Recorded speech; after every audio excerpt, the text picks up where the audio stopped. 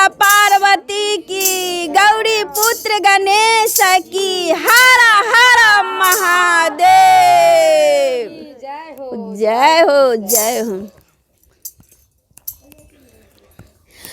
भंगिया डोले धतुरबा डोले मोरा मनमा डोले गोरोजी।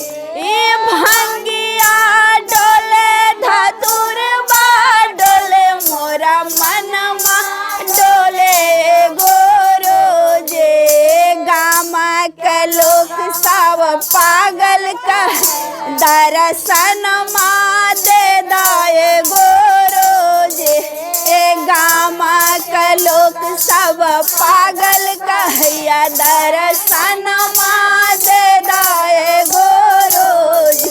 बेटवा देला पुत हुआ देला, बेटवा देला पुत हुआ दे, एगो पोतवा दे दाए गोरोज।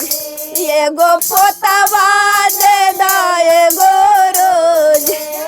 गामा के लोग सब पागल कहे दर्शन दे दाए गोरोज। गामा के लोग सब पागल कहे दर्शन दे दाए गोरोज। भंगिया डोले धतुरबा डोले, भंगिया डोले धतुरबा डोले मोरा मनमा डोले गोरोज। गामा के लोग सब पागल कह दर्शन दे दाए गोरोज। गामा के लोग सब पागल कहया दर्शन दे दाए गोरोज। बेटवा देला बेटिया देला, बेटवा देला बेटिया देला, दामादवा दे दाए गोरोज। दामादवा दे दाए गोरोज। गामा के लोग सब पागल कहे दर्शन दे दाए गोरोज।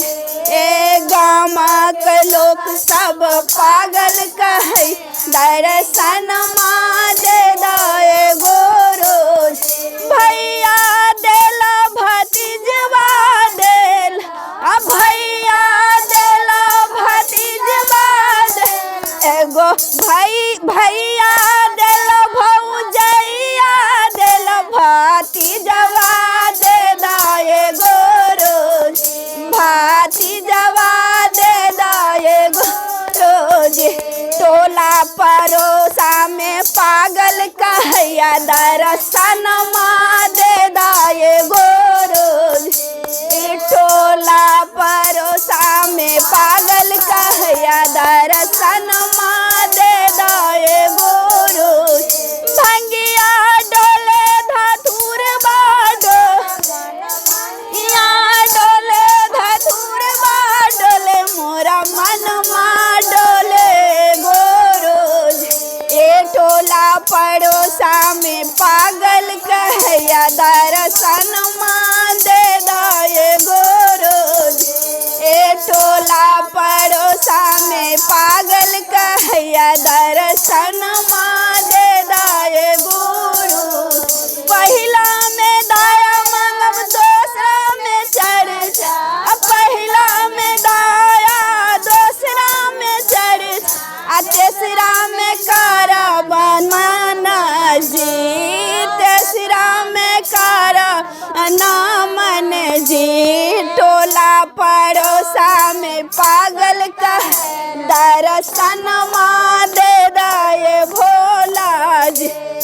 तेसरा में करब नमन परिणाम दर्शन दे दाए भोला जी। हर हर महादेव। मैया पार्वती की जय, गौरी पुत्र गणेश की जय, साहेब भैया लीलम दीदी की जय।